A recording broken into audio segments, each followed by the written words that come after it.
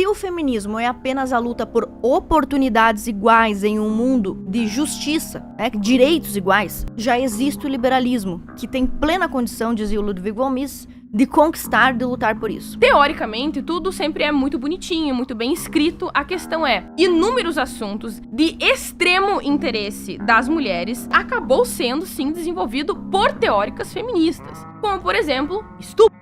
A gente pode analisar da perspectiva, principalmente ali da segunda onda do feminismo, em que determinados status na sociedade começaram a ser questionados. Mas foi esse período em que começou a se discutir, por exemplo, o estupro marital, em que a Phyllis Schlafly rodou os Estados Unidos contra o reconhecimento do estupro marital, porque ela dizia que já havia um consentimento implícito em todo o casamento. Então, portanto, não existiria nenhum motivo para reconhecer essa possibilidade. Quem começou a discutir isso, quem foram as catalisadoras, as pioneiras do reconhecimento do estupro marital ou dentro de um relacionamento, questionando sobre a culpabilização da vítima, reduzindo a vergonha e o constrangimento que as mulheres tinham em serem estupradas diante das pessoas e diante da sociedade, foram as feministas. A Phyllis, ela chegou a dizer que o estupro, o assédio sexual, ele seria um problema somente para mulheres que não eram virtuosas, exceto alguns casos raros. Será que eu posso reduzir e explicar o conservadorismo por essa perspectiva de que, através dos frutos maus do conservadorismo, ele faz sentido? Eu acho que isso não é justo em relação às teses conservadoras, em relação aos escritores conservadores, em relação ao movimento conservador. Por que eu consideraria justo reduzir o feminismo,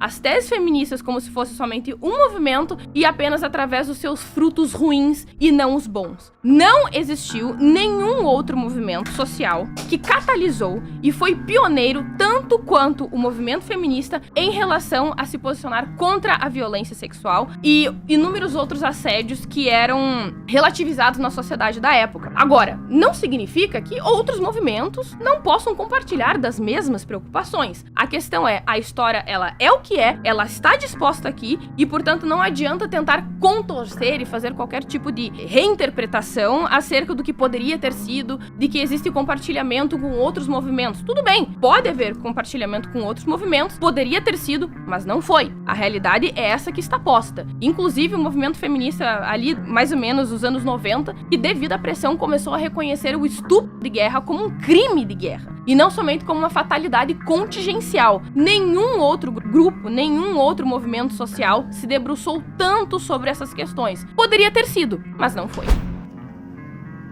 Assine Valete Plus da Espectro Cinza ou morra na ignorância. E você ganha uma revista.